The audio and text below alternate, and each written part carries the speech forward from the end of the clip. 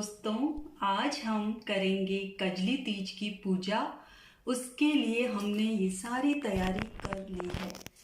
सबसे पहले हम मिट्टी में से नीम की एक डाली को उस मिट्टी में ही डाला है, जैसे मिट्टी का लड्डू जैसा बना दिया और उसमें डाली को डाल दिया। उसके ऊपर हमने ये एक ओढ़नी ओढ़ा दी है, क्योंकि इस कजली तीज की पूजा में सबसे महत्वपूर्ण नीमड़ी की पूजा ही होती है।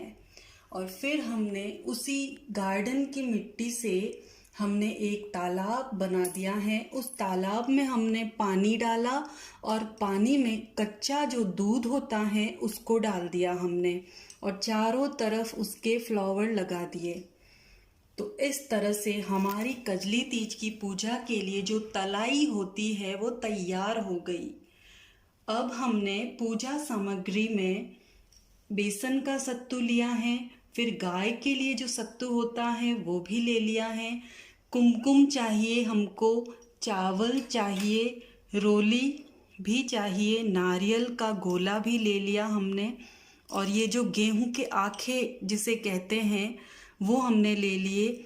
हमारे पास जो फ्रूट थे जैसे कि आम, बेल फल, नींबू, ये जो कचरी होती है यानी कि हरा फल काचरी, और हमने बनाना यानी केला भी ले लिया है, और मेहंदी भी घोल ली है। और कजली तीज में खास कर मेहंदी घोली जाती है और फिर लगाई भी जाती है।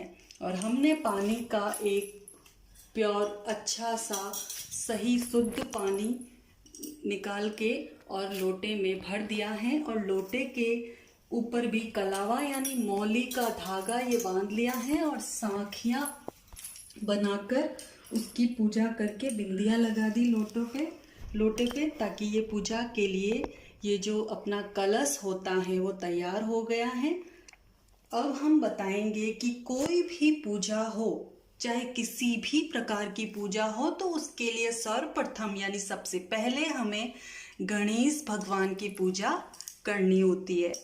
तो हमने गणेश जी को आसन पे बिठाया, लेकिन उसके भी नीचे जो गेहूं होता है ना, उसका सांखिया बनाकर हमने गणेश जी के आसन के लिए तैयारी की, क्योंकि गेहूं का जो आसन होता है वो किसी भी भगवान के लिए जरूरी होता है। तो इस तरह से हमने चारों तरफ फ्लावर लगा लिया। फिर हमने गणेश जी के लिए दीपक भी जला लिया, और दीपक के नीचे भी हम गेहूं का आसन ही लगा देंगे। इस तरह से हमारी ये पूजा की सारी तैयारी हो गई। सबसे पहले हमने ये गणेश जी की पूजा कर ली, और फिर हमने नीमड़ी के सामने दीपक जलाया, और इस तरह से शुरुआत हो चुकी। अब हमें उसके बाद थोड़ा सा मेहंदी का लेकर यहाँ झूला डालना था, तो वो भी हमने ये तैयार कर लिया। फिर हम मेहंदी की यहाँ से लेकर 16 बिंदियाँ यहाँ मेहंदी की लगा ली।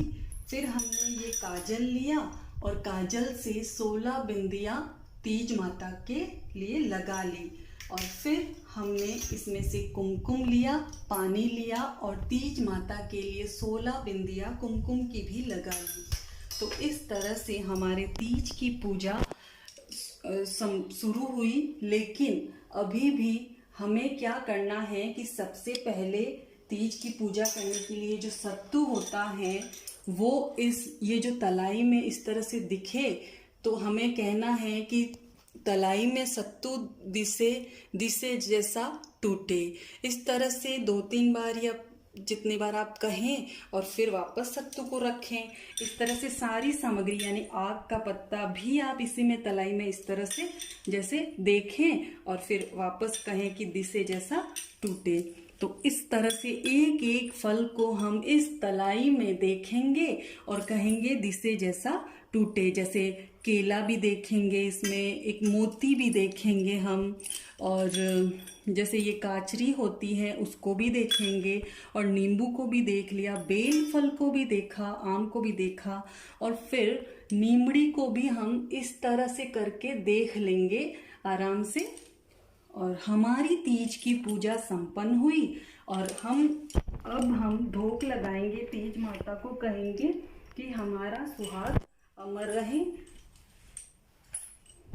और उनकी लंबी आयु के लिए कामना करेंगे। और हमारी ये तीज की तैयारी आपको कैसी लगी दोस्तों?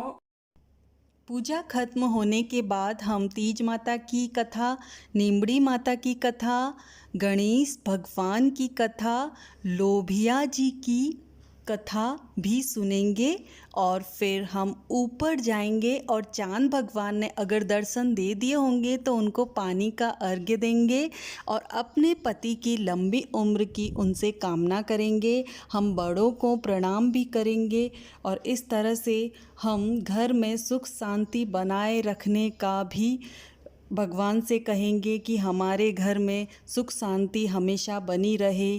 तो ये तीज माता का ये व्रत इस तरह से पूरा होता है। फिर इस व्रत में जो ख़ास चीज़ होती है सत्तू, उसे पासने का काम हम अपने पति के द्वारा किया जाता है। तो उसको वो चांदी के सिक्के द्वारा उसको अलग करेंगे, यानी कि कोर में करेंगे और हम उनके हाथ से एक कोर खाएंगे और फिर हम अपना व्रत जिस तरह से खोलते हैं हम उस तरह से अपना व्रत पूरा कर देंगे।